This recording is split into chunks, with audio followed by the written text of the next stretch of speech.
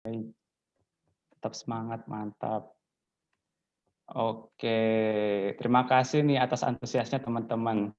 Semoga kita semua dalam keadaan yang sehat dan baik tentunya. Dan bagi teman-teman yang sedang menjalankan ibadah puasa, semoga bisa menahan rasa laparnya hingga waktu berbuka nantinya. Tapi kayaknya ada yang kurang nih. Dari tadi aku ngomong terus tapi belum perkenalan. Langsung aja, izinkan saya untuk memperkenalkan diri. Perkenalkan, nama saya Bagi Wangsa Direja, mahasiswa aktif jurusan Ilmu Ekonomi, program studi Ekonomi Keuangan Perbankan tahun 2020, yang akan memandu agenda CODESIS pada sore hari ini. Ngomong-ngomong tentang agenda CODESIS, kira-kira teman-teman udah pada tahu nggak nih? Ini agenda apa sih? Boleh dong responnya di kolom chat Zoom. Oke. Kayaknya masih belum pada tahu ya. Nah, biar pada tahu nih. Sore hari ini kita sedang berada di agenda kolaborasi yang di mana COD merupakan agenda dari Economic Study Department HMJIE dan SIS merupakan agenda dari Training Division HMJIE yang di mana akan membahas mengenai bagaimana cara mengolah data dengan menggunakan program Excel, teman-teman. Oke, sebelum kita mulai, izinkan saya untuk membacakan SOP forum agenda pada hari ini. Untuk itu, aku meminta tolong kepada operator untuk share screen terlebih dahulu.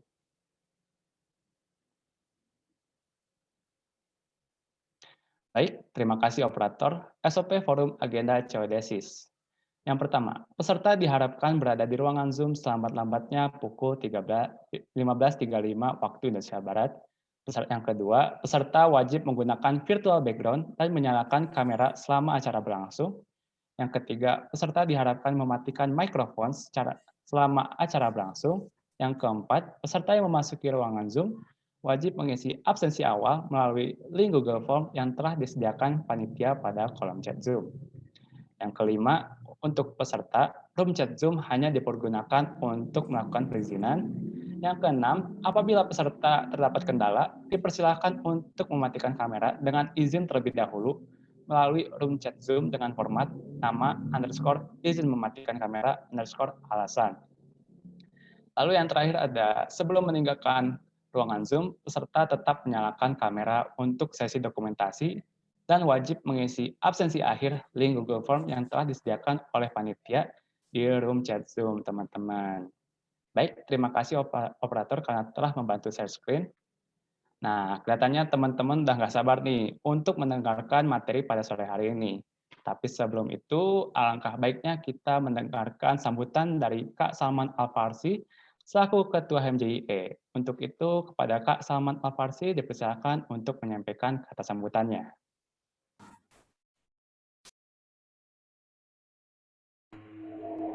Baik, terima kasih moderator atas kesempatannya. Bismillahirrahmanirrahim. Assalamualaikum warahmatullahi wabarakatuh. Shalom, Om Swastiastu, Namo Buddhaya, salam kebajikan dan sejahtera untuk kita semua dimanapun kita berada. Yang terhormat Bapak Triwijaya selaku Executive Director of Center for Indonesia Business Analytics Studies yang akan menjadi pemateri agenda hari ini. Yang terhormat teman-teman fungsionaris HMJE 2021, khususnya teman-teman ES dan HRD yang berkolaborasi dalam menyusun dan mensukseskan agenda hari ini, serta yang saya banggakan teman-teman ilmu ekonomi dan para peserta yang hadir di agenda hari ini. Maaf ya sedikit ini karena udah sore juga, udah mulai lapar nih. Oke, pertama-tama saya ucapkan selamat sore dan selamat datang kepada Bapak pemateri dan teman-teman ilmu ekonomi yang hadir pada agenda sore hari ini. Puji syukur alhamdulillah atas kehadirat Tuhan Yang Maha Esa kita dapat berkumpul secara virtual ya pada sore hari ini dalam kondisi sehat dan baik. Serta tak lupa saya ucapkan marhaban ya Ramadan untuk teman-teman semuanya dan selamat menjalankan ibadah puasa bagi yang menjalankan. Karena tak terasa ini udah masuk hampir pekan terakhir ya di bulan Ramadan. Semoga puasa dan ibadah kita selalu dilancarkan sampai akhir. Nah mungkin sambutan saya sedikit aja ya, bahwa Excel ini sangat penting teman-teman.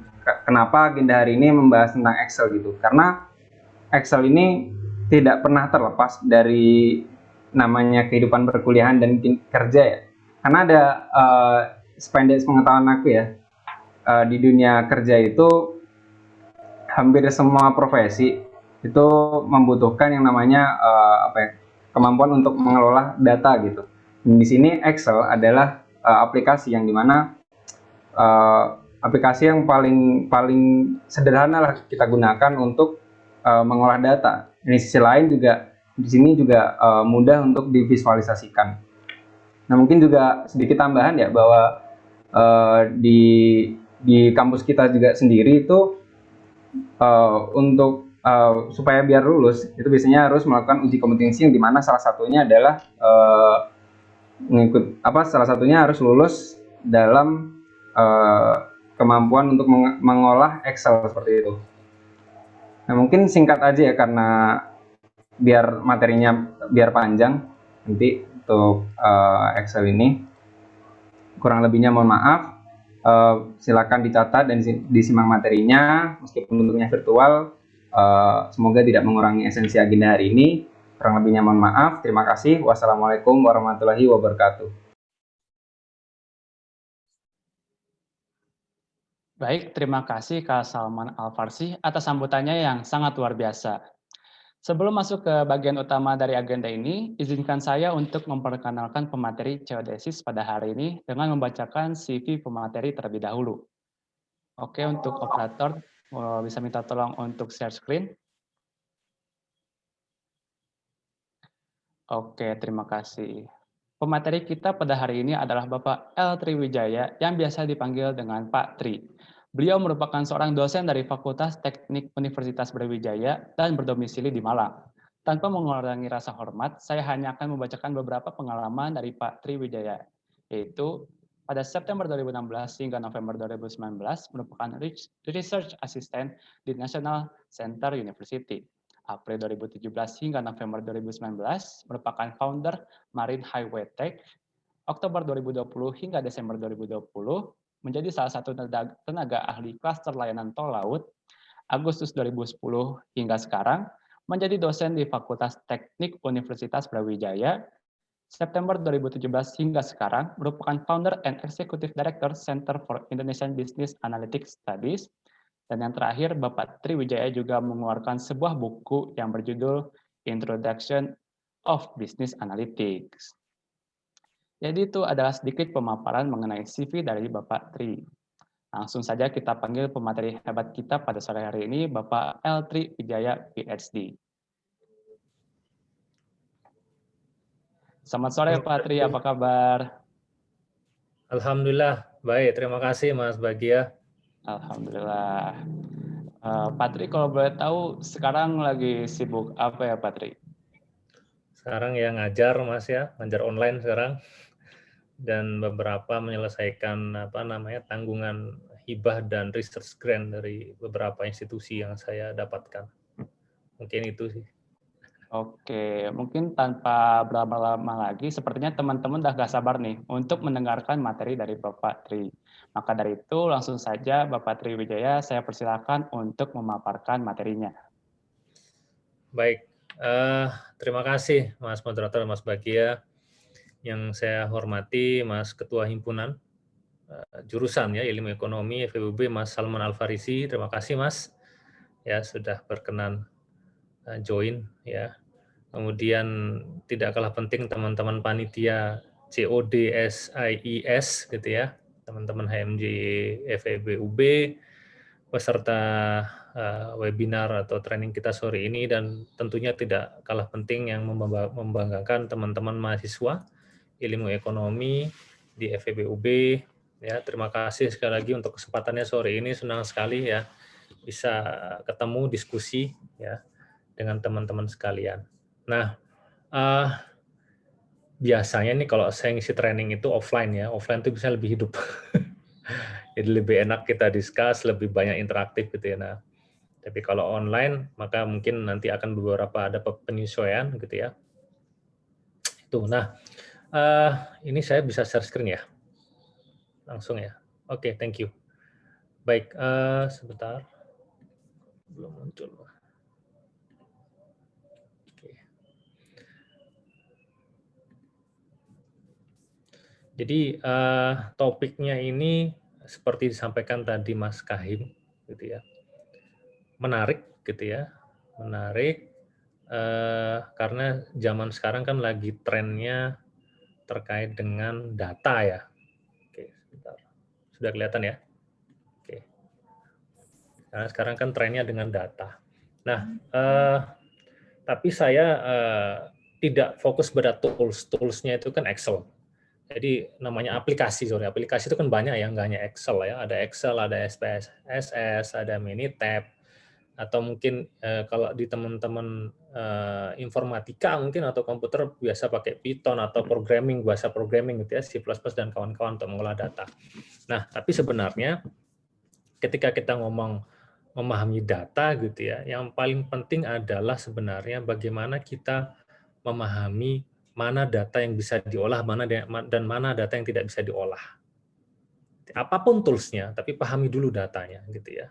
Nah, saya ingin sedikit pengenalan dulu, gitu ya. Ini biar kita satu frekuensi dulu, gitu ya. Karena background kita berbeda. Saya di engineering eksak, saya terbiasa dengan data statistik karena dulu saya di lab statistik. Nanti saya dibantu sama izin meng-invite koordinator asisten saya, Mas Aska, nanti membantu saya untuk pelatihan. Nah, begini, karena background teman-teman di ilmu ekonomi gitu ya, saya yakin teman-teman sudah dapat paling tidak pengenalan tentang statistik ya, ada mata kuliah statistik mungkin ya. Data itu seperti apa. Nah, perspektif yang saya gunakan mungkin akan lebih lebih bisa diterima gitu ya. Ilmu data atau data science yang sekarang lagi tren gitu ya. Apa sih data science itu gitu ya? Kenapa kok sekarang orang yang lagi booming buat startup dan sebagainya gitu ya. Kemudian misalkan peer to peer lending untuk pinjaman online sebagainya gitu ya. Pasti butuh namanya pengetahuan tentang data. Teman-teman ngomong bisnis sekalipun pasti butuh namanya data gitu ya. Nah, ketika kita ngomong data, ini saya kasih ilustrasi seperti gambar samping gitu ya. Background-nya berangkat dari statistik jelas, data analitik dan machine learning. Machine learning ini versi ultimate-nya.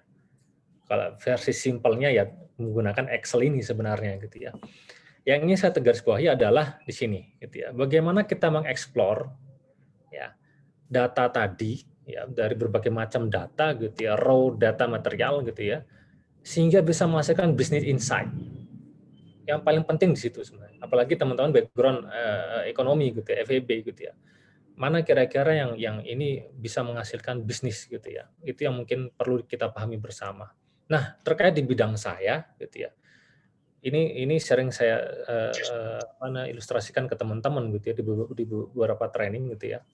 Jadi mungkin saya menggunakan paradigma kalau teman-teman ekonomi misalnya mungkin di sebelah sisi kanan ini mungkin akan banyak pricing gitu ya, yang kira-kira strategi ekonomi bisnis gitu ya. Nah, teman-teman yang di saya mungkin di eksak gitu ya ngomongnya di sebelah kiri ini. Bagaimana mengolah data, reportingnya seperti apa, menggali data itu seperti apa, prediktif analitiknya gimana. Nah, fungsi business intelligence di tengah-tengah ini. Nah, ini yang saya pengen tekankan hari ini gitu ya. Judulnya adalah learning processing dan visualisasi data gitu ya. Tujuannya adalah bagaimana tadi kita menjembatani dua aspek ini gitu loh. Ya, ini yang pengen saya tekankan ya. Nah, keywordnya sore ini ya, saya ingin menekankan dua aspek ini sore ini ya. Kontennya adalah gimana kita melakukan data cleansing dan gimana kita bisa melakukan data storytelling. Teman-teman bisa mungkin melakukan ngolah data, buat grafiknya, buat pie chart-nya, tapi data storytelling-nya gimana? Bisa nggak menceritakan, ini grafik ini mengartikan apa? Jadi pertama adalah tadi data cleansing, memastikan data mana yang kita pakai, kemudian menceritakan fungsi data itu seperti apa. Ini paling penting. Oke. Nah, berikutnya, kenapa kita harus bisa memvisualisasikan data? Pertama jelas untuk mempermudah tadi konteksnya adalah menyampaikan informasi seperti saya ilustrasikan sebelumnya.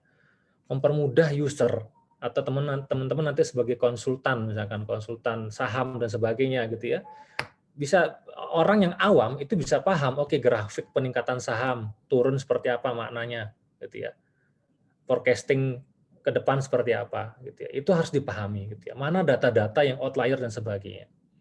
Tentunya di endingnya adalah terkait dengan decision, keputusan bisnisnya, beli apa enggak, gitu ya, beli saham apa enggak, nanam saham apa enggak, gitu kan, dan sebagainya, ya. Ini ilustrasi. Bayangkan bahwa ini sesuai dengan request teman-teman Panti ya, saya ilustrasikan sedikit ya. Bayangkan inilah data transaksi e-commerce. Saya izin sebentar, saya tampilkan Excel-nya saja ya biar mudah. Nanti setelah ini kita praktek ya, nanti saya tampilkan data Excel-nya. Oke. Saya stop dulu, sorry. Oke, sudah kelihatan ya? Teman-teman. Oke. Nah, bayangkan ini adalah teman-teman misalkan yang biasa magang mungkin gitu ya. Magang di beberapa UMKM gitu ya. Misalkan ada data penjualan. Ya. Datanya banyak banget. Ya, waktu, item, merchant-nya apa gitu ya, variasinya seperti apa, price-nya gimana, kategori apa, dan ini bisa panjang ke kanan. Ketika teman-teman misalkan bagian tabulasi data ditanya, saya misalkan owner nih datang, misalkan bagian datanya tadi Mas Bagia coba tampilkan data penjualan kita paling tinggi bulan ini apa ya? Artinya teman-teman harus bisa ngambil data dari sini dong. Bagaimana kita menggrab itu data sesuai dengan kebutuhan. Data cleansing, membersihkan data mana yang butuh, mana yang enggak gitu. Atau misalkan kalau dari data sini kira-kira mana yang kira-kira kita bisa lakukan forecast, kebutuhan ke depan mana yang paling urgent gitu kan. Kita harus bisa memilah data mana gitu ya. Nah, ini beberapa ilustrasi gitu ya, number transaction kita bisa tahu, ternyata transaksi tertinggi tahun 2019. Ngambilnya dari data sebelumnya gitu ya. Ini saya kasih sekilas. Pie chart misalkan, jumlah transaksi terbesar di mana sih? Ya, 29% ternyata di Mensos. Pilihnya tadi gitu ya, dari raw material tadi gitu ya. Total pendapatan per kategori paling tinggi seperti apa? Nanti Mas Aska akan membantu teman-teman ya untuk bisa bagaimana melakukan data cleansing tersebut gitu ya. Oke, saya balik lagi ke PowerPoint. Oke. Nah, itu yang teman-teman harus pahami dulu gitu ya.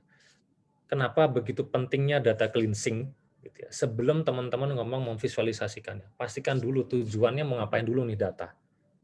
Gitu ya. Data mana yang saya butuhkan gitu ya. Nah,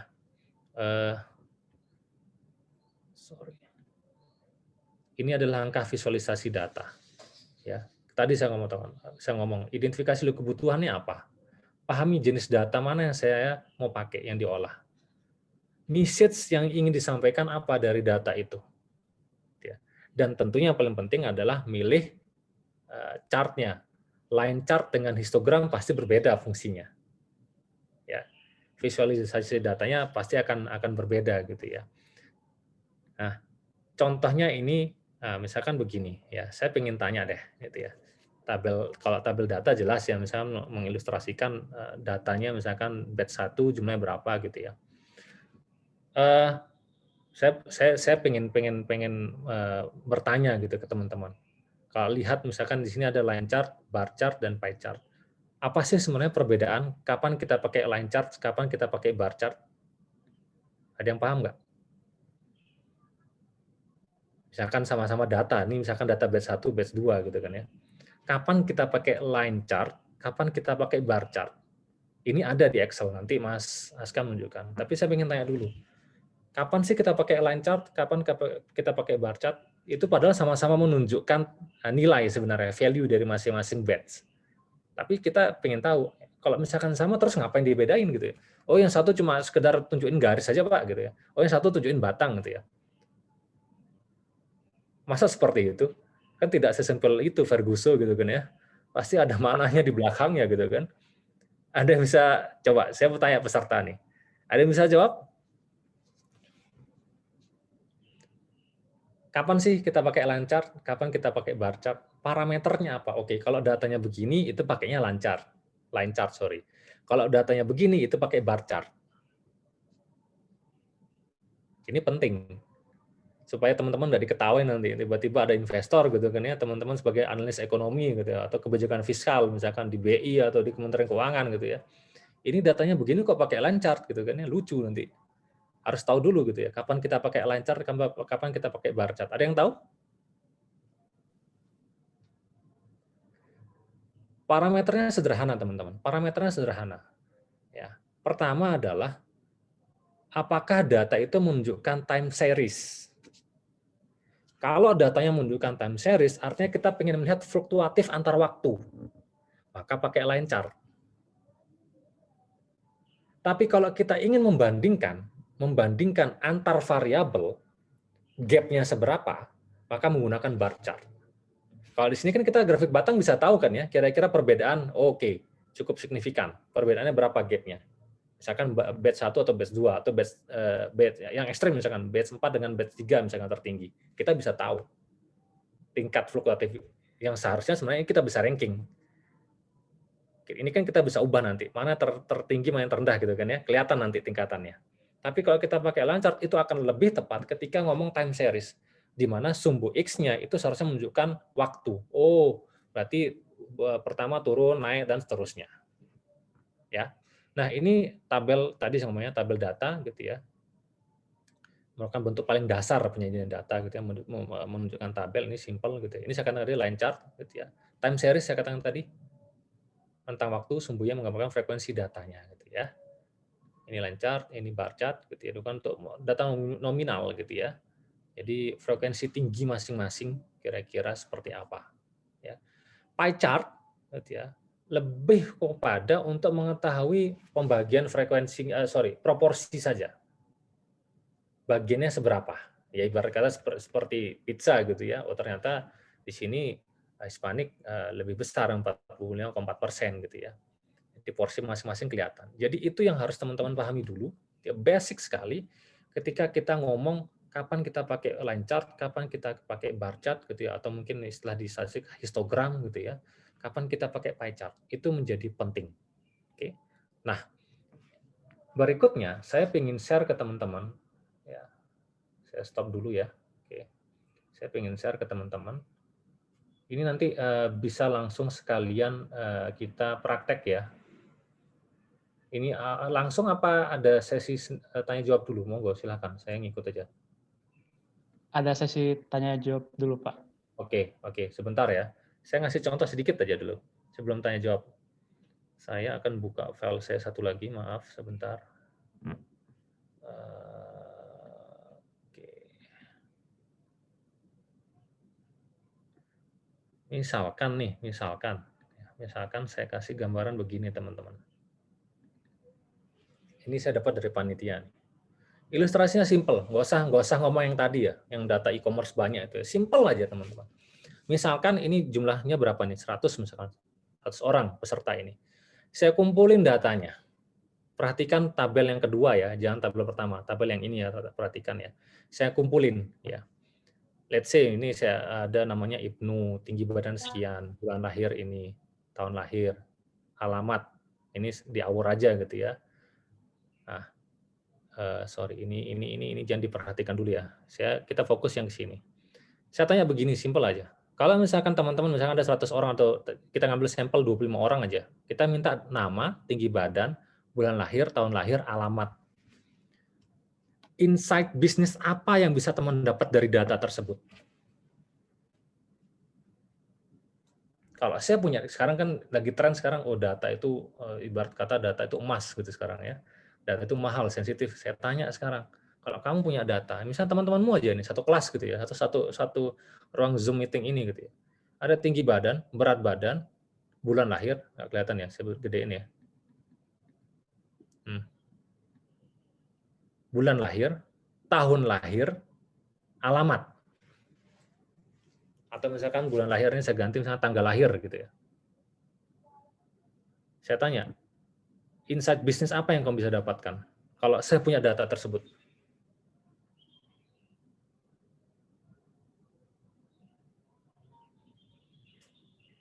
Ada yang bisa jawab? Saya punya tinggi badan, berat badan, bulan lahir, tahun lahir, alamat. Perhatikan yang ini aja.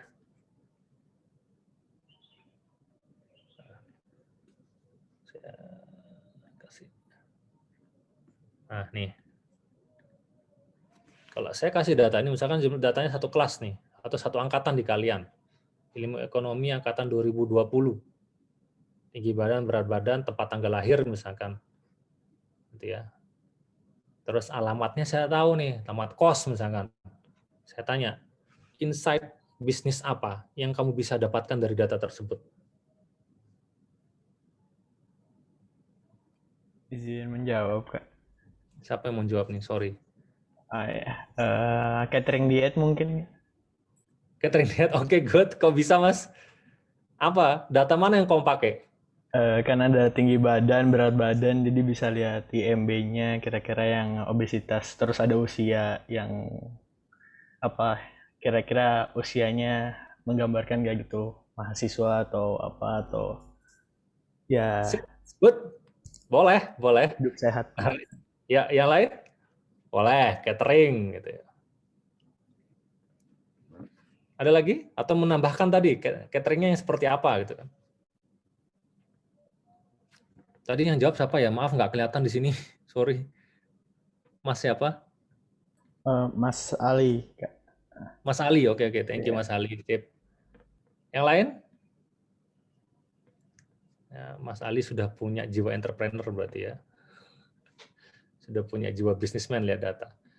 Jadi mungkin sepele buat teman-teman, simple gitu ya. Tapi sebenarnya itu penting gitu ya. Seperti yang dikatakan tadi Mas Ali gitu ya. Betul ya. Ketika kita ngomong, oh saya bisa buka usaha catering, kok bisa? Saya bisa dong buat catering, ya catering misalkan khusus untuk diet, nah, tadi katakan. Jadi menunya disesuaikan dengan tadi BMI. Kita bisa hitung BMI kan dari sini toh, ya kan? Oke, mana yang sehat, mana yang enggak, kan kita bisa tahu gitu kan ya. Oh ini yang BMI-nya tidak apa namanya enggak bagus gitu ya misalkan. Ada Mbak Ibnu, Ibda gitu ya. Tapi misalkan, even misalkan mereka semua berat badan atau nilai BMI-nya nggak bagus gitu ya, artinya kita juga punya skala prioritas dong. Mana yang kira-kira cocok kita tawarin apa namanya catering kelas sultan, mana yang catering kelas middle gitu kan ya. Kok bisa Pak? Ya lihat. Sebenarnya kita tolak ukur gampang, lihat alamat kosan. Kita atau alamat tempat tinggal, kita bisa klaster dong. Anak yang tinggal misalkan, maaf saya ambil ekstrim misalkan nanti misalkan ada tinggalnya di Istana Dieng. Ya, dengan anak yang mohon maaf banget tidak mau rasa hormat saya gitu ya. Misalnya tinggalnya di apa namanya Sudimoro gitu kan ya. Atau mana lagi di Kerto-Kerto kosan gitu ya. Zaman saya ngekos, saya juga dulu ngekos di Kerto kok. Kerto-Kerto gitu kan. Artinya dari situ kan kita walaupun tidak 100 fully 100% benar gitu ya. Tapi kan paling kita bisa tahu berarti kemampuan finansialnya berbeda. Anak yang tinggal di Istana Dieng atau misalkan Villa Puncak Tidar. Dengan daerah-daerah misalkan yang mohon maaf misalkan rumahnya biasa gitu, maka pasti akan kemampuannya bukan pasti ya, mostly itu akan kemampuannya berbeda. Kan kita bisa tahu gitu ya. Di sini kita bisa tahu tadi nilai BMI, kemudian di sini kita cluster. Mana kira-kira daerah yang ini tadi saya katakan pendapatan daerah. Ya, ini sudah di clustering sebenarnya nih. Harganya seperti apa? Atau yang simple saja, misalkan tanggal lahir misalkan di sini. Saya bisa loh, misalkan saya urutkan, oh saya tahu bulan depan itu bulan Juni. Yang ulang tahun bulan Juni siapa? Oh saya ketemu 3 anak. Kalau saya jual produk dekat-dekat ulang tahun yang pasti akan laku dong. Misalkan bulan depan ulang tahun tuh Mas Bagia. Inner circle-nya Mas Bagia itu siapa? Teman-teman dekatnya, sahabat-sahabatnya, yang pasti mungkin biasanya ngerayain ulang tahun, mungkin sebagainya, atau orang tuanya tawarin produk. Kuetar nih. Atau misalkan jadi jangan kaget ya, hal ini sudah dilakukan oleh beberapa usaha bisnis bengkel misalkan.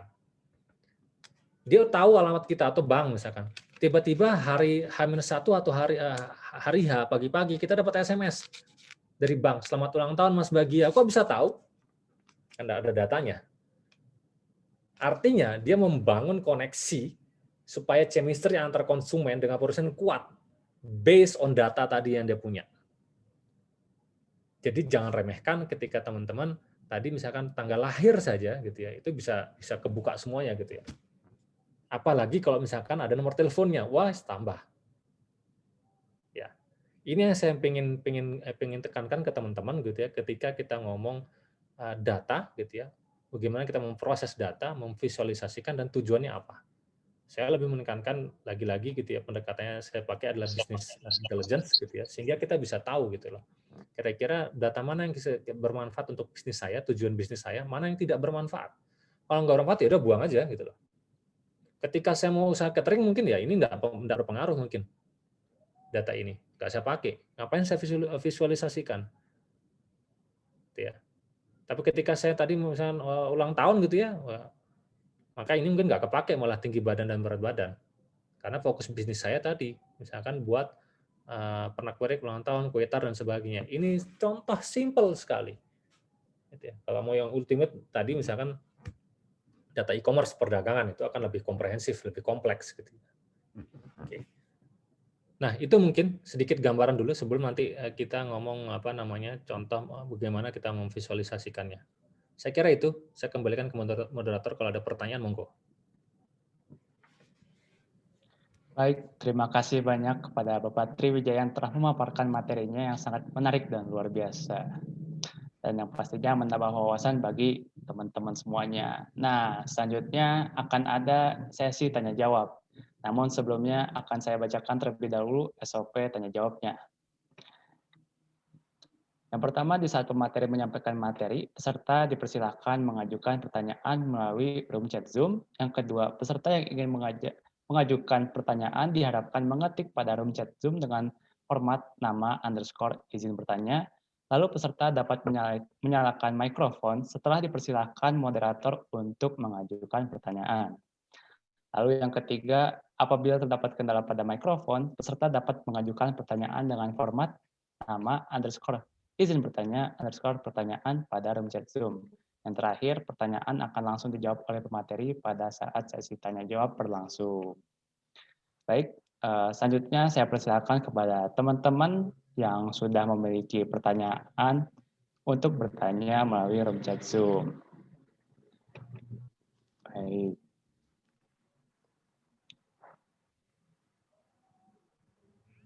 Oke, mungkin sebelum ke teman-teman yang lain, saya ada pertanyaan sih Pak, boleh bertanya kan? Oh monggo, silakan. Yuk. Kalau tadi kan Pak Tri menjelaskan bahwa dalam kegiatan apapun itu semua butuh data, tapi tidak semua data dapat diolah. Nah,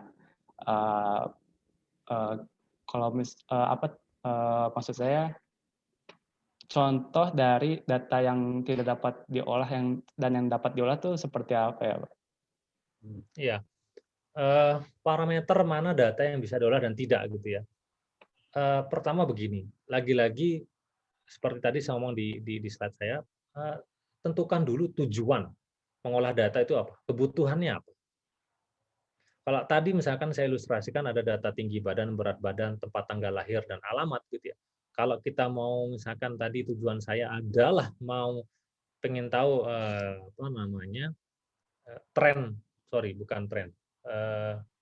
data ulang tahun mahasiswa satu angkatan misalkan setiap bulan itu berapa orang trennya mungkin gitu ya.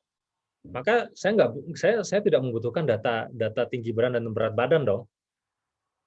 Saya hanya butuh data tempat tanggal lahir gitu ya kan. Itu jelas gitu ya. Saya mungkin nomor HP gitu. Nah, itu yang maksud saya tadi ketika misalkan begini, saya misalkan sebagai investor saya ngomong ke Mas, sebagai Mas Wijaya, saya mau mau buka jasa untuk hadiah ulang tahun, merchant ulang tahun, misalkan pernak-pernik ulang tahun gitu ya. Kira-kira saya boleh bantu saya nggak kira-kira data apa yang saya butuhkan sehingga saya bisa tahu tiap bulan itu berapa kebutuhan material yang saya siapkan.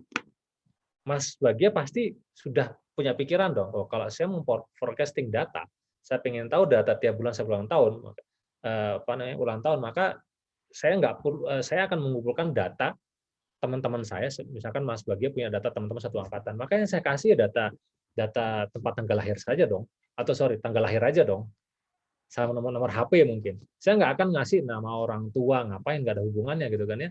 Atau misalkan data tadi tinggi badan berat badan nggak ada hubungannya gitu. Karena kepentingan bisnis dia kan menyiapkan bahan sesuai dengan misalkan bulan Januari ternyata ada 10 orang.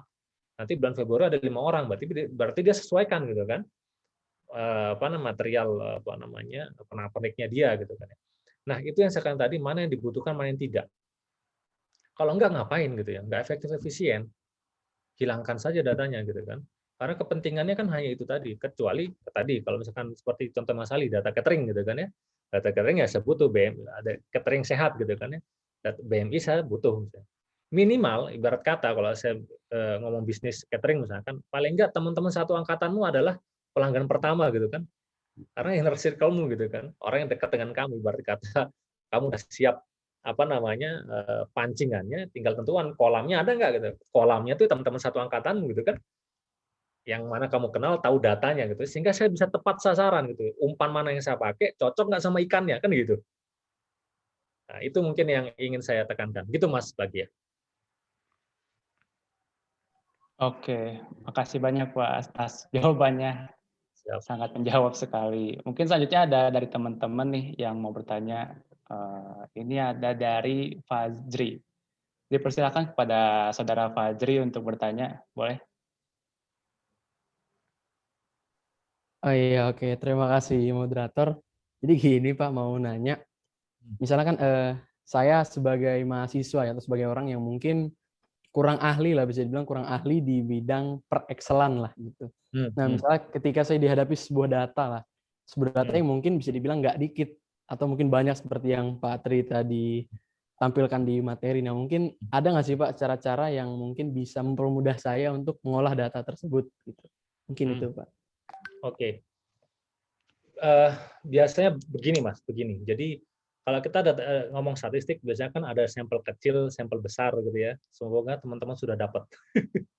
Kalau sampel kecil misalkan datanya 25 sampai 30 gitu kan ya. Sampel besar berapa, misalkan nanti belajar sampling lah intinya ya. Kalau misalkan data-data yang kira-kira misalkan biasanya mostly 100, maksimal 100 mungkin ya. Itu mungkin masih bisa kita menggunakan Excel. Tergantung ya, jumlah data dan variabelnya seperti apa. Tapi kalau datanya sudah ngomong ratusan dan ribuan, apalagi nasabah bank misalkan udah ratusan ribu gitu ya, maka pendekatan programming yang digunakan. Saya dulu waktu S3, saya diajari gimana caranya data Excel itu saya gabungkan data programming. Jadi datanya di Excel, tapi saya ngolahnya itu saya langsung konekkan dengan VB, Visual Basic atau C++. Jadi kalau misalkan saya pengen tahu, misalkan saya punya data 25.000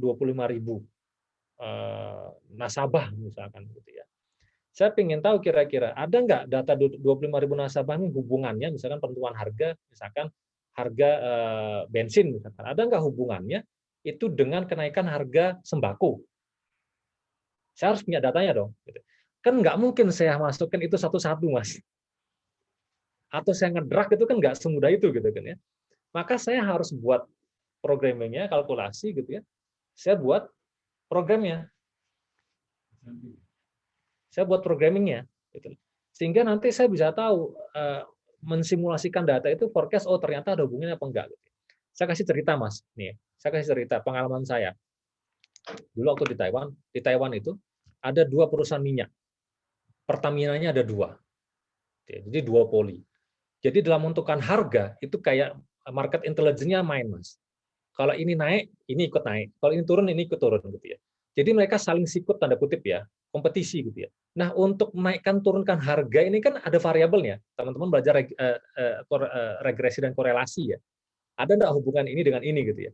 Ketika saya mau menaikkan ini, kira-kira nanti ke depan saya bisa memprediksi dia bakal turun berapa kali. Itu nggak bisa pakai Excel, Mas. Karena datanya pasti akan ribuan, banyak variabel yang mempengaruhi, maka harus pakai programming.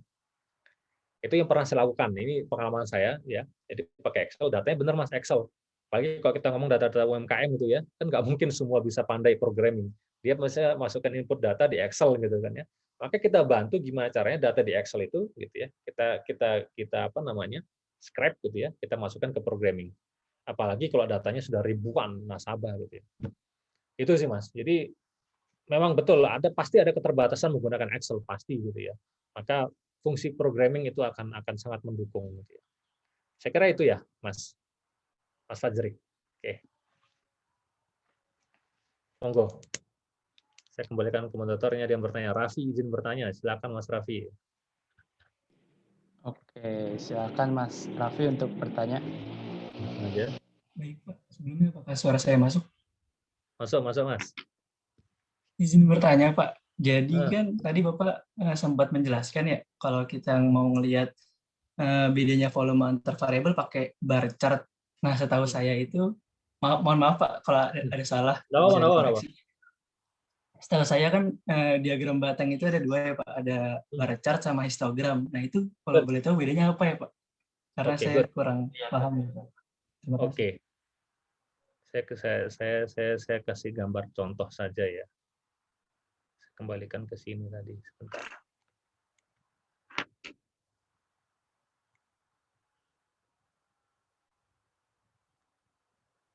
Oke. Ketika kita ngomong bar chart gitu ya. Prinsip dasarnya sebenarnya sama, Mas. Ya, prinsip dasarnya sama gitu ya. Tapi di bar chart ya, dia ada ngomong frekuensi. Sorry, saya izin share screen ya, Mas. Sebentar, Mas. Saya izin share screen. Sebenarnya sih lebih ini ya. Nah, ini contohnya ya. Oke. Ketika kita ngomong apa namanya bar chart gitu ya, di sini ya untuk mengetahui data dengan frekuensi tinggi gitu ya, data yang digunakan merupakan data nominal, sumber X menggunakan rentang kategori data Mas, gitu ya. Kemudian apa namanya frekuensi dari tiap kategori gambar dengan batangan terpisah. Nah, biasanya bar chart itu lebih menggambarkan frekuensi rentang. Rentangnya seperti apa di sumbu X-nya. Tapi kalau kita ngomong apa namanya histogram gitu ya. Jadi langsung misalkan nilai 5 gitu ya, maka ketemu langsung ke atas sumbunya 5. Sebelahnya 10, langsung ketemu 10 gitu ya. Nah, itu yang saya ngomong tadi 5 dan 10 itu kita bisa tahu kira-kira volume perbedaan gap-nya itu masing-masing seperti apa. Jadi kalau di Bata tidak hanya tingginya, tapi rentannya juga kita tahu di sumbu X. Tapi kalau di histogram dia biasanya mostly rata-rata langsung ketemu angka 5, 10 pasti gitu. Jadi itu yang apa namanya yang saya pahami selama ini fundamental seperti itu. Ya, itu mungkin. Kalau Mas Aska mau nambahkan yang sering olah data sebenarnya back end saya itu Mas Askan nanti Mas Aska kasih contoh prakteknya ya Mas apa namanya Mas Raffi ya. Begitu Mas. Baik, Pak. Terima kasih. Ilustrasi. Yuk. Yang lain? Monggo. Oke, silakan teman-teman yang masih punya pertanyaan, silakan ajukan saja di kolom chat Zoom karena kita masih dalam sesi tanya jawab. Sebelum kita pindah ke sesi praktik teman-teman.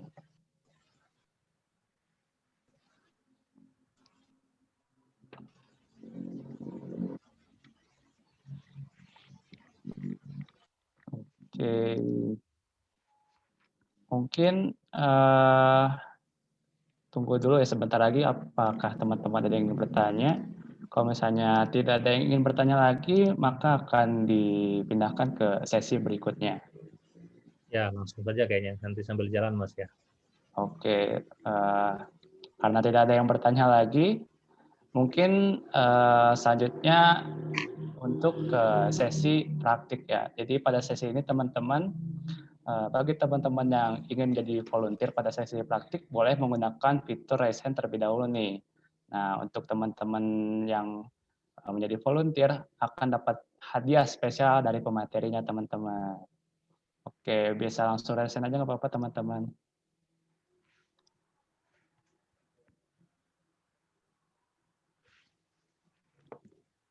Oke.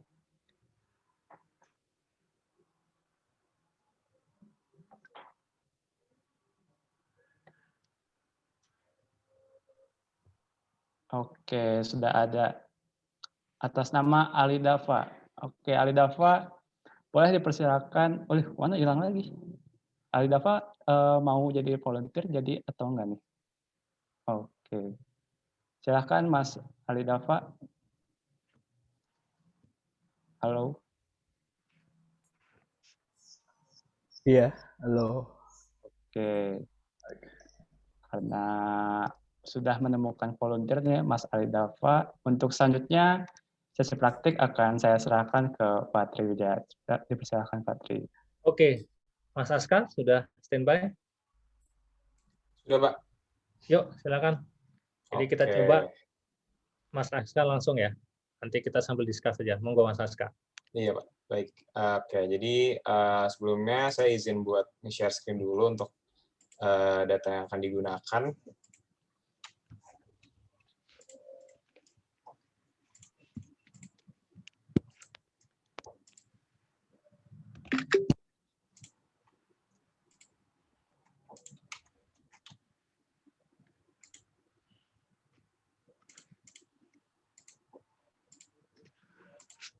Ya, udah kelihatan ya, teman-teman?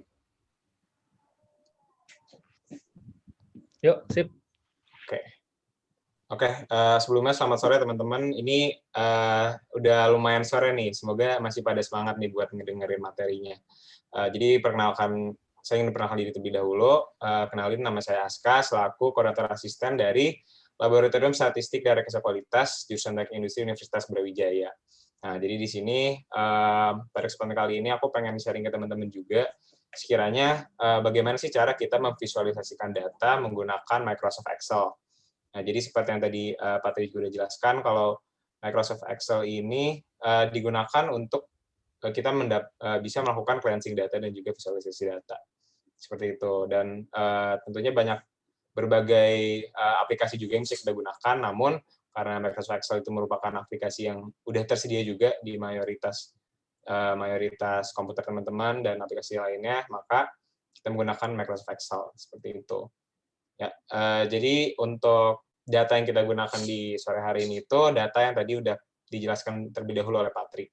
Jadi di sini dipermisalkan kalau data yang ada di depan ini adalah data dari suatu toko UMKM terhadap barang yang mereka jual dan pendapatan mereka serta dari data dari konsumen mereka. Nah, jadi kita bisa lihat ada dua tabel di sini yang masing-masing tabel itu menjelaskan hal yang berbeda. Jadi untuk yang tabel pertama ini terkait dengan barang yang dijual serta pendapatan dari toko tersebut. Bisa dilihat untuk datanya ada data nama barang, ada jumlah barang, harga barang, dan juga total penjualan. Nah, sedangkan di data yang kedua ini, tabel yang kedua ini ada berbagai variabel juga.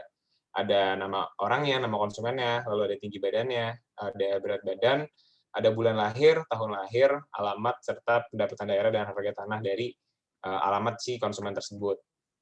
Nah, jadi ceritanya di data kali ini, toko tersebut ingin mengetahui sebenarnya insight dari toko mereka itu apakah baik, dari setiap penjualan barangnya apakah sudah baik, mana barang yang paling menghasilkan keuntungan bagi mereka.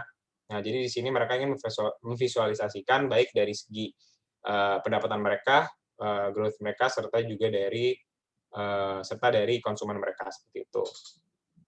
Nah, jadi untuk mempermudah visualisasi data kita dapat menggunakan pivot table seperti itu. Nah, sebelumnya mungkin dari Patri ada yang ingin disampaikan terlebih dahulu Pak terkait studi kasusnya. Apa? Langsung aja Kak. Langsung aja di. Lanjut aja. Siap Pak. Oke, jadi untuk pivot table sendiri itu seperti yang tadi Pak jelaskan kita gunakan untuk meng-cleansing datanya. Jadi kita gunakan untuk memilih sekiranya itu variabel mana sih yang kita perlukan untuk mendapatkan insight dari toko kita. Nah, jadi untuk membuat pivot table itu langkahnya mudah. Jadinya kita nge-drag terlebih dahulu untuk data yang kita gunakan. Jadi untuk data yang kita drag itu hanya data yang kita gunakan. Jadi kita akan membuat pivot table dari data pertama terlebih dahulu. Lalu kita klik insert, kita klik pivot table, dan kita pilih new worksheet. Jadi untuk pivot table akan dibuat di worksheet baru. Seperti itu. Kita klik OK aja.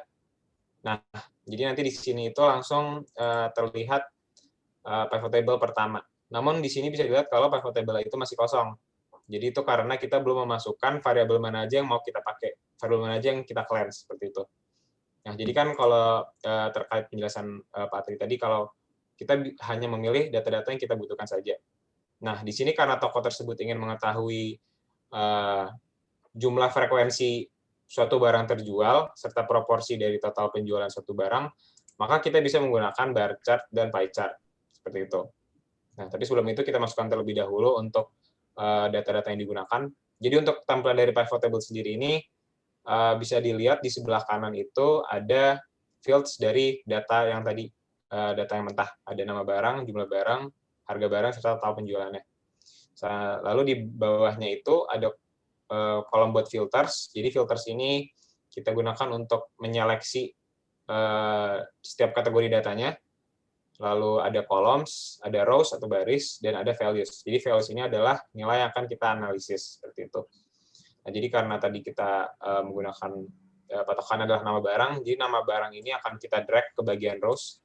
Nah, jadi di pivot table otomatis akan langsung muncul untuk nama barangnya. Lalu untuk values-nya, nilai yang akan kita analisis, kita drag untuk jumlah barang yang terjual. Nah, langsung muncul juga, dan ada juga total penjualan. Nah, jadi kan di sini kita udah menyeleksi mana saja variabel yang kita gunakan. Kita sudah meng-cleanse datanya agar lebih jernih, seperti itu. Nah, langkah selanjutnya adalah kita memilih chart yang tepat untuk melakukan visualisasi kita. Nah, tadi karena kita pertama ingin mengetahui frekuensi yang tertinggi dan terendah, frekuensi penjualan tertinggi dan terendah dari setiap barangnya, dari buku, penggaris, penghapus, sama pensil, maka kita bisa menggunakan bar chart. Nah, untuk memunculkan bar chart itu, kita bisa klik insert, lalu kita ke bagian charts. Nah, di sini udah ada berbagai macam charts yang bisa kita gunakan. Karena kita menggunakan bar charts, kita klik yang ini. Lalu kita klik studi kolom. Nah, di sini kan bisa dilihat kalau sebenarnya si chart-nya itu masih kosong. Itu karena kita belum menyeleksi data mana yang akan kita gunakan. Jadi untuk memilih datanya, kita bisa klik kanan, kita select data, lalu di sini ada kolom untuk legend entries dan horizontal atau kategori. Untuk yang legend entries ini akan kita isikan oleh nilainya, values-nya yang akan kita analisis. Sementara untuk horizontal atau kategorinya akan kita masukkan kategori dari datanya. Jadi pertama akan kita masukkan terlebih dahulu untuk values-nya. Tadi karena kita ingin mengetahui frekuensi dari tiap kategori data, jadi kita tuliskan frekuensi kategori barang ya, barang. Lalu untuk values-nya akan kita lihat dulu nih formulanya, dan langsung kita drag aja buat nilainya. Jadi kita drag yang sum of jumlah barang, karena kita pengen mengetahui jumlah barang yang terjual. Kita klik OK. Lalu yang di bagian kategorinya kita masukkan jenis barangnya. Jadi ini tinggal kita drag juga dari buku sampai pensil, lalu kita klik OK. Nah, jadi langsung muncul untuk bar chart-nya bisa dilihat kalau untuk data untuk barang yang frekuensi terjual paling banyak itu ada penggaris, dan untuk barang yang jumlah frekuensi terjual paling kecil itu ada buku. Nah, ini nanti dari sini bisa dianalisis lagi oleh si pemilik tokonya untuk menentukan, wah kira-kira karena ini penggaris paling banyak terjual, mungkin kita harus lebih memperbanyak stoknya. Atau untuk buku karena kita penjualan sedikit dan ternyata kita juga selalu overstock di setiap bulan, maka kita sebaiknya mengurangi stok dari buku. Seperti itu. Jadi kita bisa melakukan pengambilan keputusan dari visualisasi yang sudah kita gunakan. Lalu selanjutnya terkait proporsi dari penjualan. Jadi kan di sini bisa dilihat kalau masing-masing barang itu memiliki nilai penjualannya masing-masing. Jadi total penjualan itu sebesar 800.000. Nah, kita tuh pengen tahu gimana sih besaran dari proporsi kontribusi dari setiap barang itu terhadap keseluruhan penjualan dari si toko ini. Jadi karena kita ingin menganalisis proporsi, kita bisa gunakan pie chart. Nah, sama tadi kita bisa klik insert. Lalu di bagian charts ini kita bisa klik pie chart-nya, lalu kita pilih yang 2D. Jadi sebenarnya ini tampilannya sebenarnya pie chart juga secara keseluruhan, tapi ini lebih ke bagaimana teman-teman milih chart yang kira-kira teman-teman sukai kalau di bagian dalam sini. Jadi ada yang 3D, ada yang bentuknya seperti donat, ada bolongan di tengah. Nah, tapi sekarang kita akan menggunakan yang 2D. Nah, jadi karena ini tadi data juga masih kosong, sama kayak tadi kita bisa klik kanan di chartnya, kita select data, lalu sama. Jadi buat yang kiri itu buat values-nya, dan yang kanan ini kategorinya. Kita bisa klik add, lalu kita masukkan judulnya. Misalnya proporsi penjualan per barang. Itu proporsi pendapatan penjualan per barang. Sama untuk values-nya kita hapus dulu, lalu kita tinggal drag untuk nilainya. Nah, kita klik OK. Lalu yang di kategorinya juga sama kayak tadi, kita drag yang bagian jenis-jenis barangnya. Nah, itu kita klik OK. Nah, jadi di pie chart ini kita udah bisa ngelihat kalau sebenarnya penggaris itu yang paling berkontribusi terhadap total penjualan mereka, masih lebih banyak uang seperti itu. Sementara kalau yang penghapus itu yang paling sedikit, tuh, atau buku paling sedikit. Nah, cuma kan di sini kan kita masih belum bisa ngelihat nilai persentase eksaknya. Nah, untuk memunculkan persentasenya kita bisa klik kanan di datanya, di chartnya, kita klik add data labels. Lalu kan kalau di sini kita menampilkan nilainya ya, jadi nilai yang ada di sini langsung munculkan di sini. Tapi karena kita ingin melihat persentasenya, kita bisa klik kanan lagi, lalu kita klik format data labels, lalu kita centang yang percentage. Jadi yang muncul adalah persentase. Seperti itu. Nah, jadi bisa dilihat kalau untuk penggaris itu menyumbang 38% dari total penjualan, sementara untuk penghapus itu hanya menyumbang 17%. Seperti itu. Nah, jadi dari data yang ada di sini, di tabel pertama itu, ternyata kita bisa mendapatkan insight yang banyak juga. Ini bisa dianalisis oleh tokonya lebih lanjut untuk mereka mengambil keputusan. Nah, lalu kita lanjut ke data yang kedua, tabel kedua. Jadi ini tadi udah ada yang udah nyampein juga dari teman-teman kalau data berat badan, tinggi badan itu bisa digunakan untuk mencari BMI. Jadi benar banget kalau dari data ini tuh bisa kita kembangin lebih lanjut, kita bisa nyari BMI-nya. Buat contohnya kayak tadi, melihat body mass index-nya, apakah tubuhnya sudah ideal atau belum. Nah, jadi di data ini kan ada lumayan banyak, ada nama orang, tinggi badan, berat badan, ada bulan lahir, ada tahun lahir, ada alamat, lalu ada kategori dari si daerah tempat tinggalnya. Nah, sama, jadi kita pertama membuat pivot table terlebih dahulu, bisa kita langsung drag aja buat datanya, lalu kita klik insert, lalu kita klik pivot table. Nah, jadi kita bisa langsung bikin lagi di worksheet yang baru. Nah, jadi kita udah di worksheet yang baru mau buat pivot table yang kedua. Nah, karena kita udah mau bikin, jadi kita analisis lebih dahulu kira-kira data apa aja yang kita perlukan. Misalnya yang pertama tadi buat BMI. Karena BMI membutuhkan tinggi badan dan berat badan, maka kita bisa nge-drag tinggi badan dan berat badannya ke values. Seperti ini, kita langsung drag aja. Lalu karena kita di sini itu berdasarkan nama dari konsumennya, kita bisa klik nama orang atau nama konsumen ke rows-nya. Nah, jadi langsung muncul tinggi badan dan berat badan dari setiap orang. Nah, lalu juga di sini kan kita ada data dari alamatnya, yang tadi dijelaskan oleh Pak Tri, kalau kita bisa melakukan clustering, sekiranya mana saja konsumen yang pendapatannya lebih tinggi, atau mana saja konsumen yang tinggal di daerah yang pendapatan lebih rendah. Nah, ini bisa kita buat matriks pendapatan daerah dan harga tanahnya. Ini sebagai contoh aja, ini bisa diganti ke matriks yang dibutuhin oleh teman-teman, yang nantinya akan digunakan untuk clusteringnya agar kita lebih objektif gitu. Jadi kita juga bisa masukkan untuk pendapatan daerah ke values dan harga tanah ke values. Nah, jadi dan satu lagi untuk data dari tabel ini, kita juga bisa menganalisis terkait ulang tahun, seperti tadi Pak Tadi jelaskan. Jadi untuk per bulannya, frekuensi orang ulang tahun itu ada berapa dan ada siapa aja.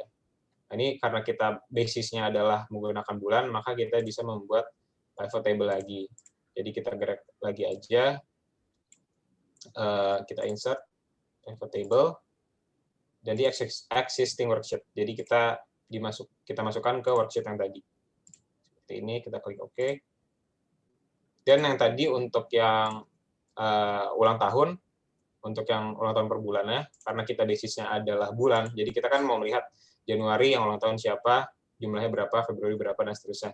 Maka yang akan kita drag ke kolom rows adalah bulannya lahir.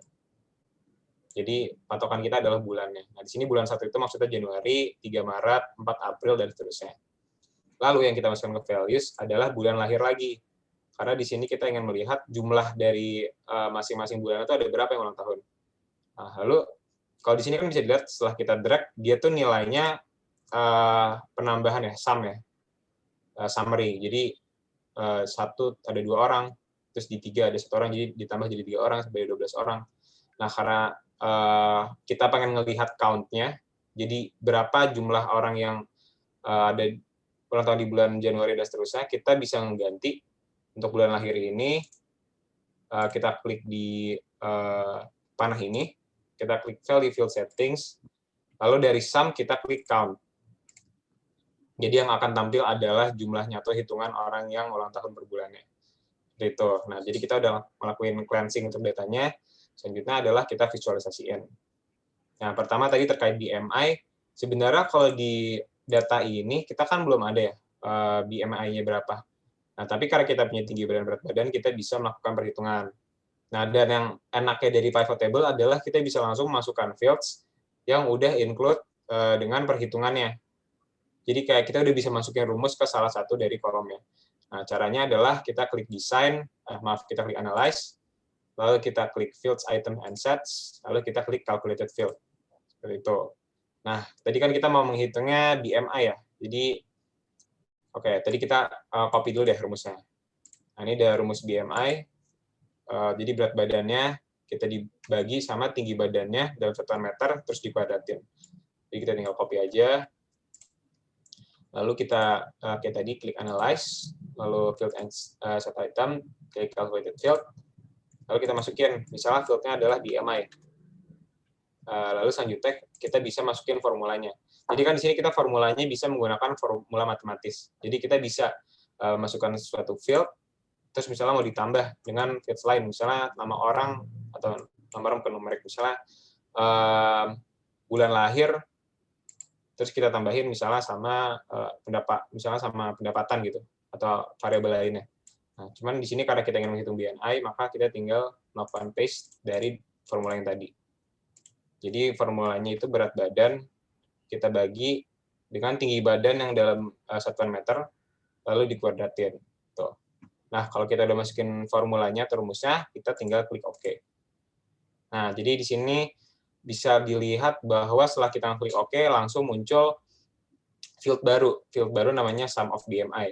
Ini didapatkan dari formula kita tadi.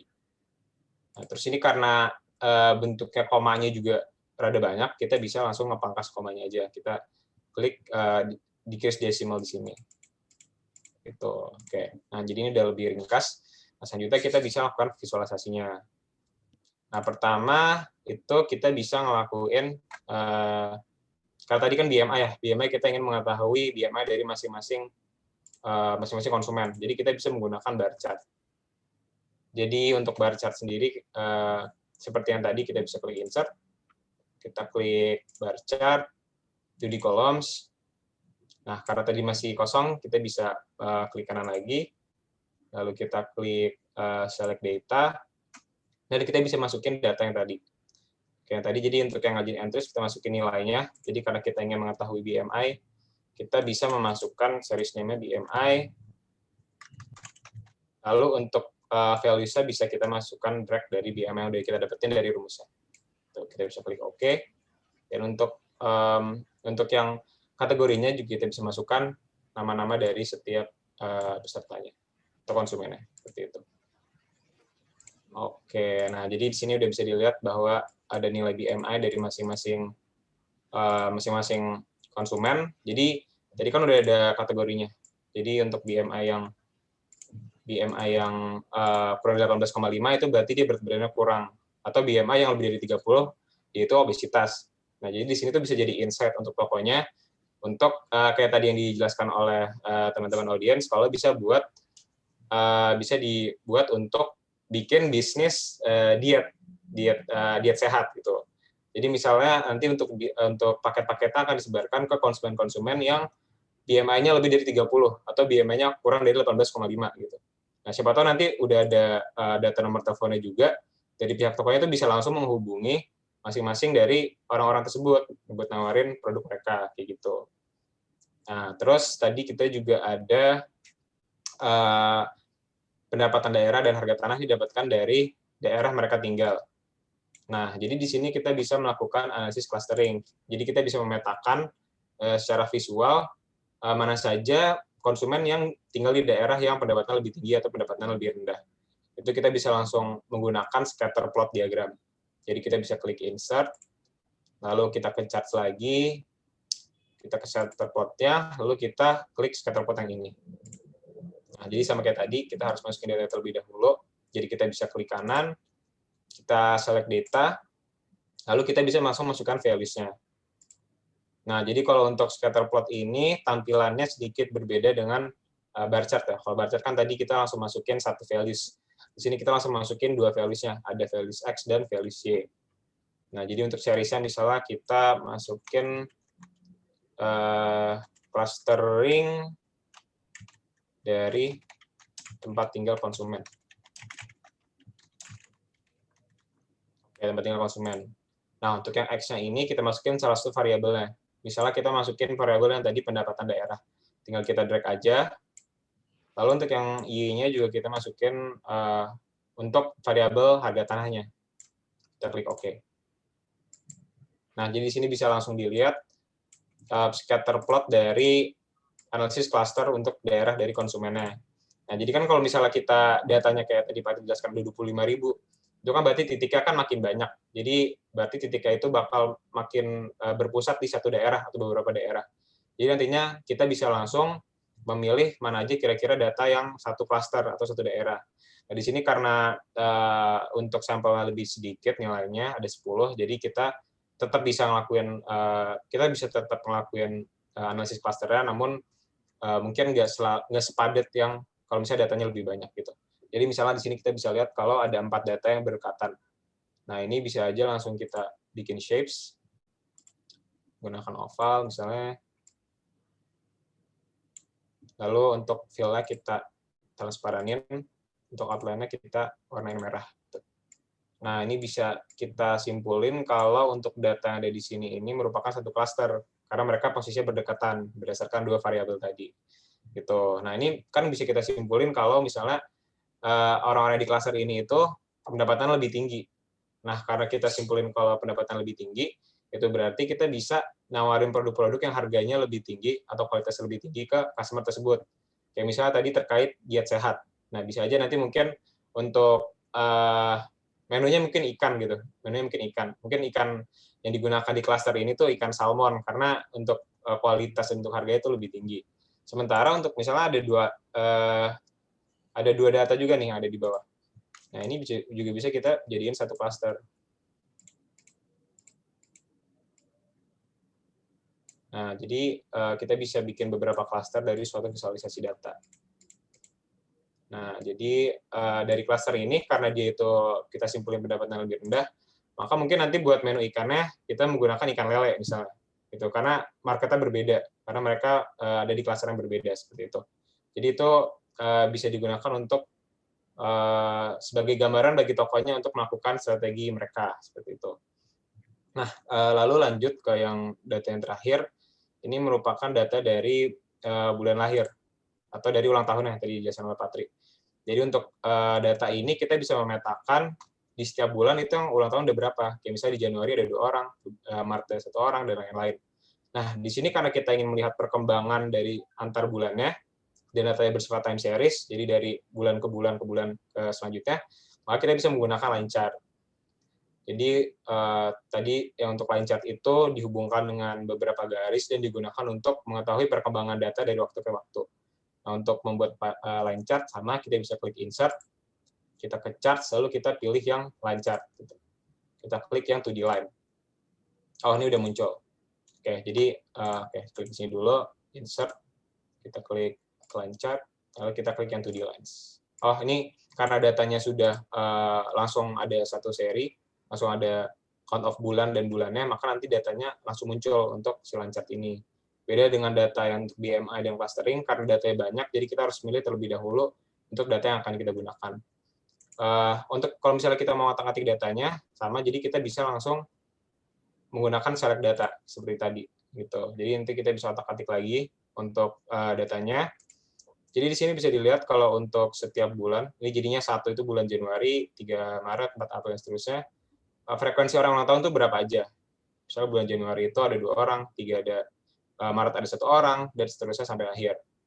Nah, jadi kan misalnya kita di sini bisa ngeliat nih, kalau ternyata banyak orang yang ulang tahun di bulan Januari dan bulan April. Jadi kayak yang tadi dijelaskan oleh Patri, kita bisa aja nge-approach lebih banyak orang, circle-circle mereka di bulan Januari dan bulan April. Nah, tadi kan sini kan kita baru tahu mana frekuensinya yang paling banyak. Kita kan nggak tahu orangnya siapa aja. Nah, untuk munculin orangnya siapa aja yang ulang tahun, kita bisa klik Rows Label ini, lalu kita bisa ke Analyze, lalu kita klik Fields, jadi kita munculin lagi buat list yang tadi, lalu kita masukin nama orangnya ke bagian Browse. Nah, jadi di sini bisa kelihatan, untuk bulan Januari, yang ulang tahun itu ada Ibnu dan Ida, gitu. Total ada 2 orang. Untuk Maret ada Putra, 4 ada Fauzan dan Sari, dan seterusnya. Jadi dari data ini kita bisa gunakan untuk menganalisis kapan sih si toko tersebut harus meng-approach circle dari orang-orang ulang tahun ini. Gitu. Jadi mereka juga nggak buang-buang waktu. Misalnya mereka punya 3 staff untuk yang approach. Misalnya ini karena datanya di sini berubah, jadi ini ada sedikit perubahan juga. Tapi nanti kita bisa masukin cukup yang di bulannya aja. Jadi nanti kita bisa ngefisienin pembagian staff-nya, kapan sih kita harus membanyakin staff untuk menghubungi orang. Nah, tadi karena data yang di bulan Januari dan April lebih banyak, maka nanti toko tersebut bisa memperbanyak staff untuk menghubungi orang tuh saat bulan Januari dan April, seperti itu. Atau mungkin nanti tokonya punya pertimbangan lain, tapi nanti ngambil insight-nya itu dari data-data berikut, seperti itu. Jadi bisa dilihat teman-teman, kalau dari 2 tabel ini aja udah banyak banget insight yang bisa kita dapat dan kita kembangin untuk bisnis kita. Dan macam-macam juga insight-nya, ada yang kita bisa visualisasikan menggunakan bar chart, ada yang line chart, ada yang pie chart, itu sesuai dengan kebutuhan si toko tersebut gitu. Jadi untuk visualisasi yang akan saya tambahkan mungkin seperti itu terlebih dahulu karena keterbatasan waktu, jadi mungkin kita kurang bisa mengeksplor lebih banyak tipe-tipe lain juga ya untuk chart-chart yang bisa ditampilkan. Semoga bisa bermanfaat juga bagi teman-teman dan bisa diaplikasikan juga buat tugasnya, buat yang PKL nih, atau ada tugas di kuliah, semoga bisa bermanfaat. Mohon maaf juga apabila salah atau perbuatan. Selanjutnya saya kembalikan ke Pak Tri dan moderator. Terima kasih. Oke, sip. Thank you, Aska. Monggo, kalau ada pertanyaan dari moderator dan teman-teman, silakan.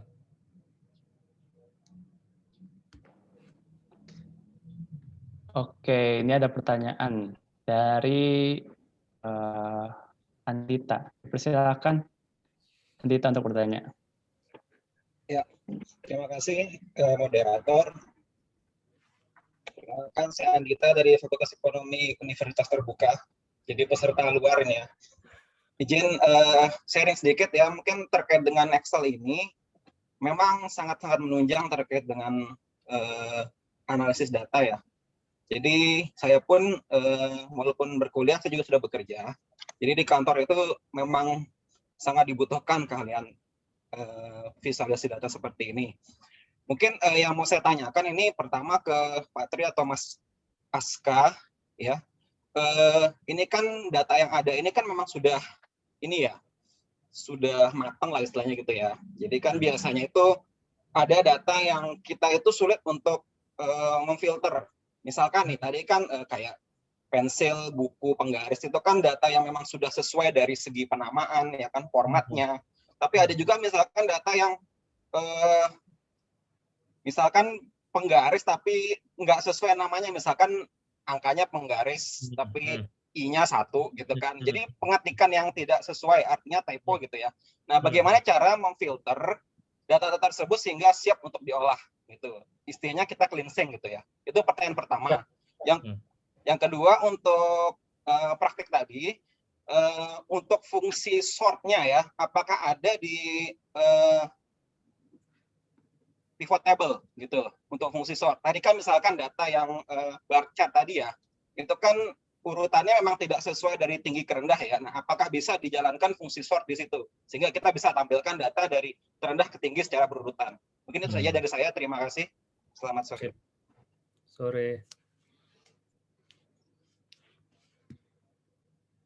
Oke, langsung saya jawab ya. Makasih Mas Andita, ini saudara saya ini. Iya. Yang pertama, ya, ini saya cerita. Jadi betul, Mas Andita. Jadi saya punya pengalaman. Dulu kebetulan saya komisioner KPU di Taiwan. Kita punya data DPT. Namanya data penduduk. Itu kan ada namanya misalkan Mas Bagia. Mas Bagia itu kan nggak cuma satu orang. Saya kebetulan pakai DPT penduduk di Taipei gitu ya, orang Indonesia di Taipei. Bagia itu ada 4 orang, Mas. Ada yang Bagia 1, Bagia 2, itu betulan loh ya. Nama paspor Bagia 1, Bagia 2, Bagia 3.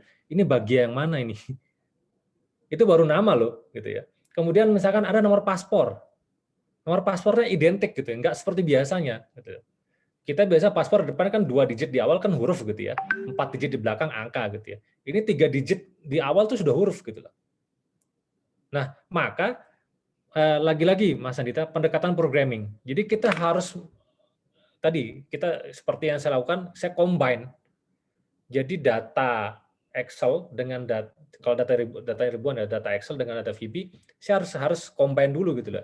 Saya harus munculkan dulu komen button atau komen coding komen di VB di Excel saya itu bahwa data yang benar itu yang seperti ini, 2 digit misalkan nomor paspor, 2 digit awal adalah huruf, 4 digit akhir angka. Kalau ada data yang 3 digit awalnya huruf, langsung del, nggak diambil. Jadi di awal kita harus kasih dulu gambaran misalkan data pensil ya, pensil gitu ya, misalnya 5 huruf gitu ya. Maka ketika ada 6 huruf gitu ya berbeda gitu ya, atau tambahan misalnya pensil 1, pensil 2, itu maka dia tidak masuk ke dalam kelompok clustering data tadi. Datanya benar apa enggak gitu ya. Bisa dikatakan datanya enggak benar.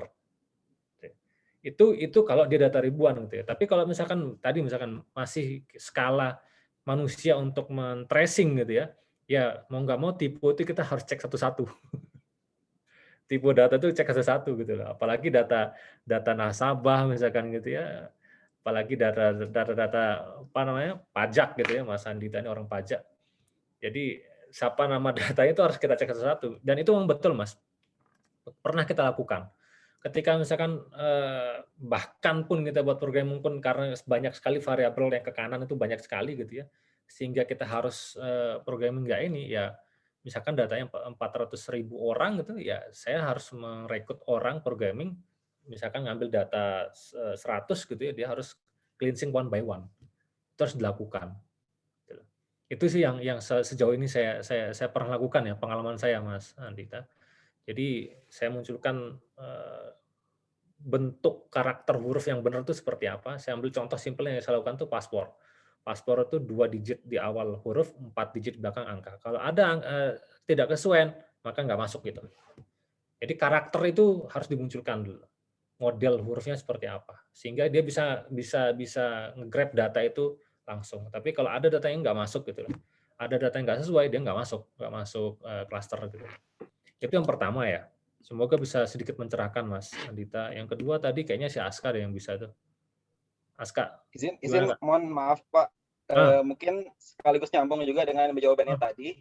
Mungkin apakah dalam penetapan filtering itu ada standar margin of error-nya? Ya, artinya misalkan begini, kita menemui 100 data seperti itu. Kemudian ketika setengah dari data itu sudah tidak sesuai, apa yang dilakukan terhadap data itu sendiri? Apakah memang kita memberikan kesimpulan data ini tidak bisa diolah, atau mungkin ada teknis tersendiri terkait itu? Betul. Ya, tergantung Mas. Lagi-lagi balik ke tujuan. Kalau misalkan tadi kasus saya gitu ya, misalkan saya ada 100 data penduduk DPT gitu ya, 50 error gitu ya, maka 50 ini harus saya pertahankan. Nah, 50 ini yang saya harus klarifikasi. Kalau misalkan dia kecuali konteksnya adalah tadi misalkan saya memforecast layak atau enggak bisnis. Saya punya data 100 pelanggan gitu ya, 100 transaksi penjualan gitu ya. Ternyata 50 ini enggak benar gitu ya, maka saya enggak bisa pakai data ini. Karena apa? Dari sampel saja sampling populasi dari populasi sudah enggak benar, maka saya harus del. Tapi kalau lagi-lagi lihat sifat datanya, ketika sifat datanya konfidensial, sensitif, data penduduk gitu ya, nggak mungkin saya harus menghilangkan 50 ini gitu. oh ini nggak layak datanya gitu ya. Ya, saya ambil yang layak, ya saya ambil gitu. Yang nggak layak ya silahkan diperbaiki gitu loh. Tapi kalau konteksnya tadi kita buat decision business gitu ya, data 100 transaksi gitu misalkan, ternyata dari total 100 transaksi 50 ini data benar, 50 enggak. Oh, ini berarti saya meragukan keputusan bisnisnya bisa dipertanggungjawabkan atau tidak gitu loh. Itu mungkin beda, lihat lagi ya sifat konvensional datanya seperti apa. Mungkin itu Mas Andita. Ya. Yang kedua Mas Aska, tadi Mas. Iya Pak. Oke, jadi kalau untuk terkait ini ya Mas, terkait apabila untuk pivot table sendiri itu bisa di-sort berdasarkan frekuensinya, dari misalnya untuk terkecil sampai terbesar. Oke, jadi mungkin saya akan share screen dulu untuk Excel-nya.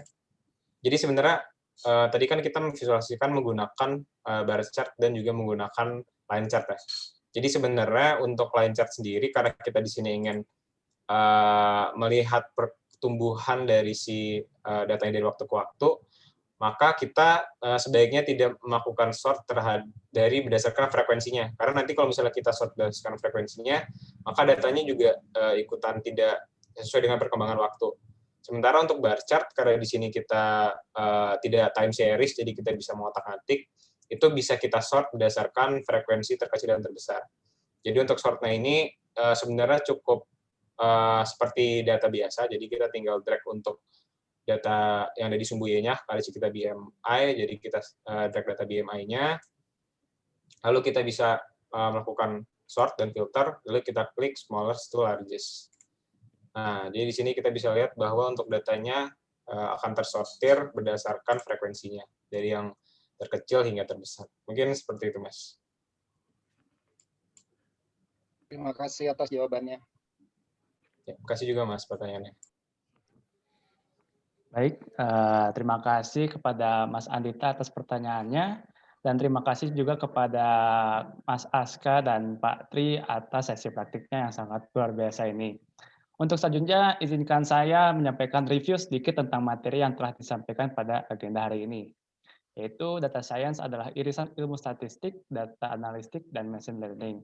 Adapun manfaat dari visualisasi data yaitu untuk memudahkan penyampaian informasi dengan konteks visual, mempermudah user dalam melihat sebaran data, dan mempermudah proses pengambilan keputusan struktural. Selanjutnya, akan ada penyerahan e-sertifikat secara simbolik kepada pemateri yang akan diserahkan oleh Saudara Abrar Tasnim selaku PIC agenda pada sore hari ini.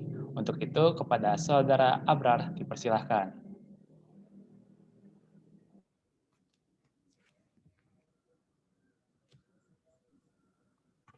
Baik, saya selaku penanggung jawab dari acara COD XCS ini ingin mengucapkan terima kasih banyak pada Pak Triwijaya dan Mas Aska atas waktu dan materi yang telah disampaikan pada acara kali ini. Dan sebagai bentuk apresiasi kami, ini ada sertifikat, kami ingin menyerahkan sertifikat kepada pemateri, dan selanjutnya ada sedikit sesi foto bersama panitia untuk kenang-kenangan dan dokumentasi. Pada panitia dipersilahkan. Oke, baik, izin masuk. Untuk Pak Tri dan Abrar bisa memberikan senyum terbaiknya ya. Langsung saya hitung 1, 2, 3. Sekali lagi 1, 2, 3. Ya, saya kembalikan ke Abrar. Terima kasih. Baik, sekali lagi saya ucapkan terima kasih kepada Pak Tri dan Mas Aska. Lanjut saya kembalikan ke moderator. Baik, terima kasih kepada Saudara Abrar yang telah menyerahkan e-sertifikat secara simbolik kepada Bapak Triwijaya. Nah, selanjutnya sepertinya kurang lengkap nih kalau pemateri belum menyampaikan closing statement serta kesan pesan untuk teman-teman semua. Untuk itu, kepada Bapak Triwijaya dipersilakan untuk menyampaikan closing statement-nya.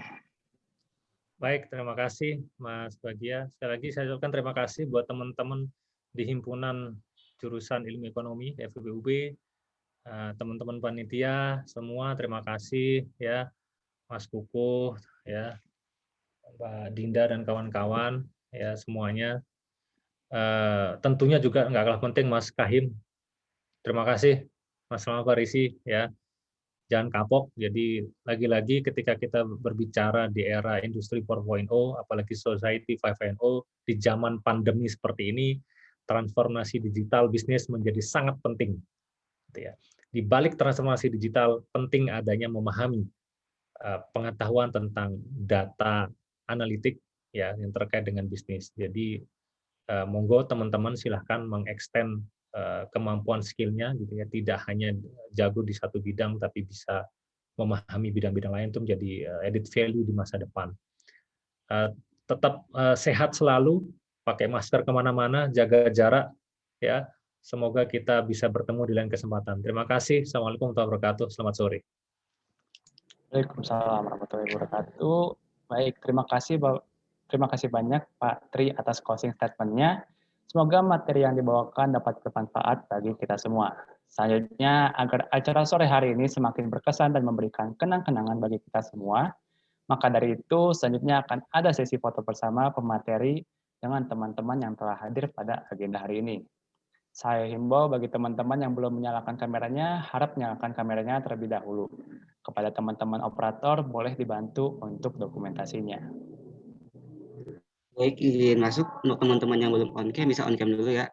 Langsung aja slide pertama. 1, 2, 3. Slide kedua.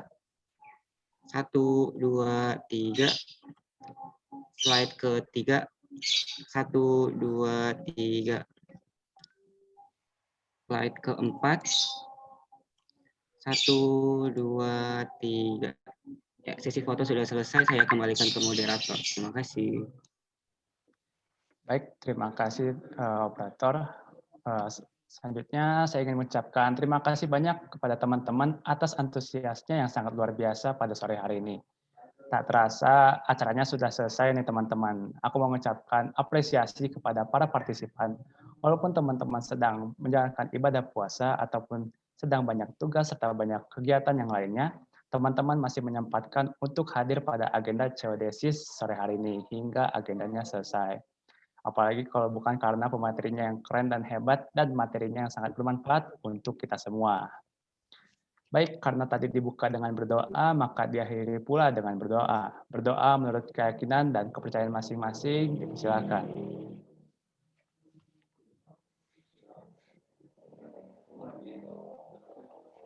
Amin. Tidak ada kata selesai dalam berdoa. Sekali lagi saya ucapkan banyak-banyak terima kasih kepada Bapak Triwijaya dan Mas Aska selaku pemateri serta kepada teman-teman yang telah menghadiri agenda CODESIS pada sore hari ini. Bagi teman-teman, jangan lupa saya himbau kembali untuk mengisi absensi yang sudah disediakan oleh panitia pada room chat Zoom. Lalu untuk selanjutnya, saya ada pesan penutupan, yaitu untuk teman-teman dimohon selalu patuhi protokol kesehatan, jaga jarak dan jaga kebersihan, serta kepada teman-teman yang akan pergi setelah agenda ini atau yang sedang berpergian dimohon hati-hati, dan kepada kamu yang ada di hati dimohon untuk tidak pergi. Sebelum penutupan, saya ada pantun sedikit. Stasiun Gambir ada di Jakarta. Terima kasih yang sudah hadir. See you on the next agenda. Sekian dan terima kasih. Saya Bagi Wangsa Direja, pamit undur diri. Selamat sore dan selamat berbuka. Wassalamualaikum warahmatullahi wabarakatuh. Sampai jumpa. Terima kasih. Dadah semuanya. Waalaikumsalam warahmatullahi wabarakatuh.